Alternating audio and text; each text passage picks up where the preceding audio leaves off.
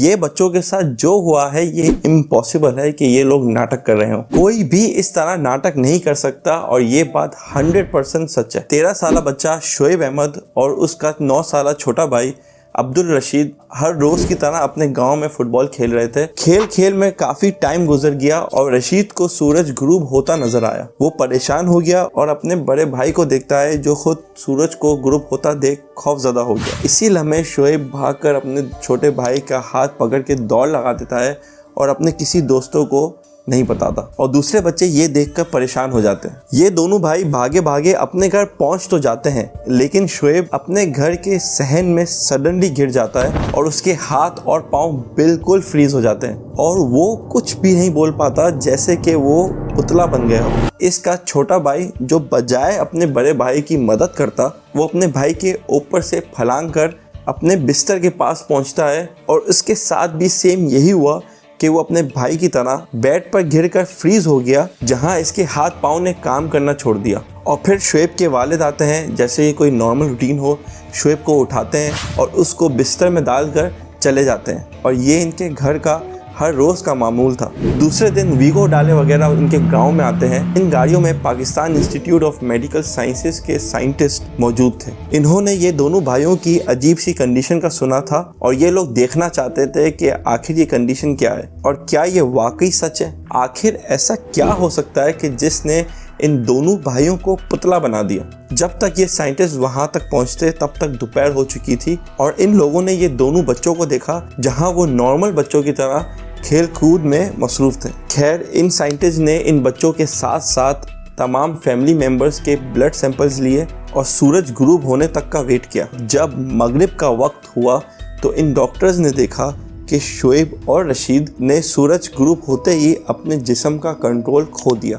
और दोनों एकदम स्टिफ हो गए। पूरी रात इन दोनों भाइयों को डॉक्टर्स ने ऑब्जर्वेशन में रखा। पूरी रात में एक दफ़ा भी दोनों में से कोई भी मामूली सा भी ना हिला। जब डॉक्टर्स ने इन दोनों के हाथ और पाँव ज़बरदस्ती मूव करना स्टार्ट किए तो ये इतने सख्त हो गए थे कि इनके हाथ पाँव खुद डॉक्टर्स भी नहीं हिला सकते थे। सुबह होते ही ये दोनों भाई बिल्कुल नॉर्मल हो गए, जैसे इनको कुछ हुआ ही ना हो। ये देखकर डॉक्टर्स हैरान हो गए और इनको इस बात का भरोसा भी हो गया कि ये दोनों भाई नाटक नहीं कर रहे।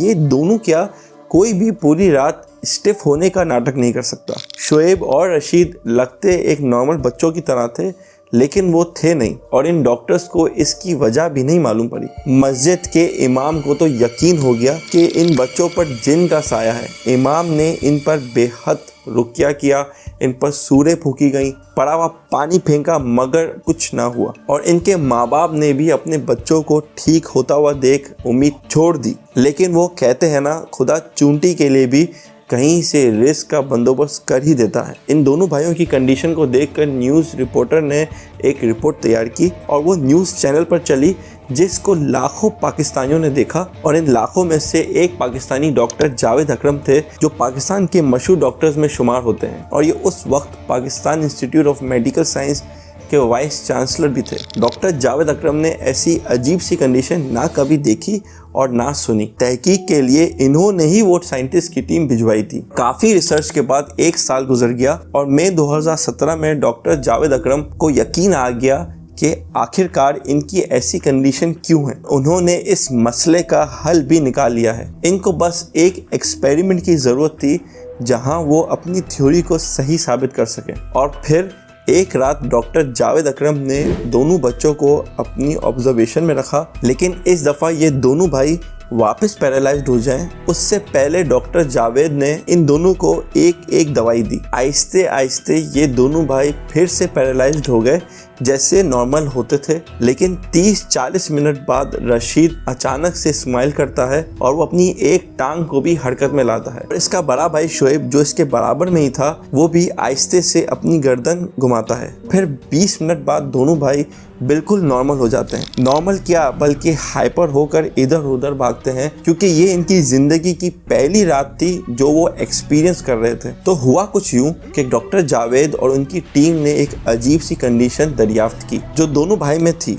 हमारा दिमाग नेचुरली हर किस्म के केमिकल्स प्रोड्यूस करता है जो हमारे जिस्म की रिक्वायरमेंट होती है, और इन केमिकल में से एक केमिकल डोपामिन है। अब डोपामिन की तो काफ़ी रिस्पॉन्सिबिलिटीज़ हैं, लेकिन एक मेन रिस्पॉन्सिबिलिटी मसल की मूवमेंट को कंट्रोल करना है। इन दोनों भाई की कंडीशन का राज यही था कि रात के वक्त इन दोनों का दिमाग डोपामिन को बनाने से रोक देता है, और जो दवाई डॉक्टर जावेद ने शोएब और रशीद को दी थी वो सिर्फ एक डोपामिन की गोली थी। और इस तरह डॉक्टर जावेद और उनकी टीम ने दुनिया की सबसे अनोखी बीमारी दरियाफ्त की जो सिर्फ एक ही फैमिली को अफेक्ट की है, और खुशकिस्मती से इनको इसका क्यूर भी मिल गया। अगर आपको ये वीडियो पसंद आई हो तो लाइक ज़रूर करिएगा और सब्सक्राइब भी कर दीजिएगा। ओके जी, अल्लाह हाफिज़।